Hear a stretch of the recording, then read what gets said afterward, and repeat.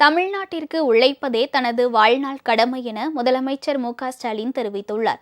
கன்னியாகுமரியில் திருவள்ளுவர் சிலை அமைக்கப்பட்டதன் வெள்ளி விழாவை தமிழக அரசு கொண்டாடி வருகிறது.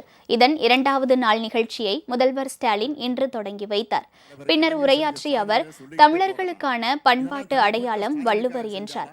வள்ளுவர் சிலைக்கு வெள்ளி விழா என்றதும் சில மேதாவிகள் ஏன் என கேள்வி எழுப்பியதாக தெரிவித்த ஸ்டாலின், வள்ளுவர் சிலை திறக்கப்பட்டதன் வெள்ளி விழா நடத்தியதை தன் வாழ்நாளில் சிறந்த நாளாக கருதுவதாக கூறினார்.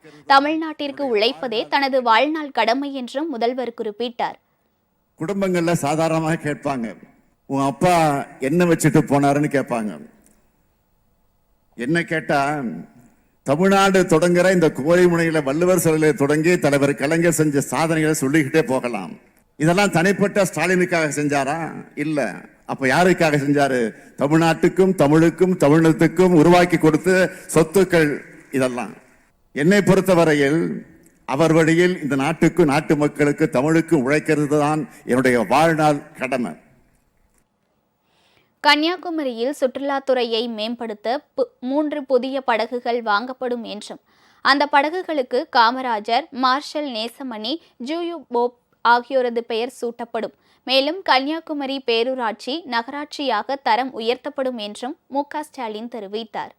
படகு சவாரி வசதியை மேம்படுத்துவதற்காக 3 புதிய பயணியர் படகுகள் வாங்கப்படும். திருக்குறள் திருப்பணிகள் தொடர்ந்து நடைபெறும் திட்டம் வகுக்கப்படும். இதுக்காக ஆண்டுக்கு மாவட்டம் ஒன்றுக்கு 3 லட்சம் ரூபாய் வழங்கப்படும். ஒவ்வொரு ஆண்டும் டிசம்பர் கடைசி வாரம் குறள் வாரம் கொண்டாடப்படும். திருக்குறளும் உரையும் அரசு அலுவலகங்களில் எழுதப்படுறது போல தனியார் நிறுவனங்கள் எழுதுவதற்கு ஊக்குவிக்க உரிய முயற்சிகள் மேற்கொள்ளப்படும். தமிழ்நாட்டோட தென்கோடியில் அமைந்திருக்கிறது மட்டும் இல்லாம வள்ளுவர் சிலையால சிறப்பு பெற்றிருக்கக்கூடிய சுற்றுலா பயணிகள் இருக்கக்கூடிய வகையில கன்னியாகுமரியுடைய பேரூராட்சி நகராட்சியாக தரம் உயர்த்தப்படும்.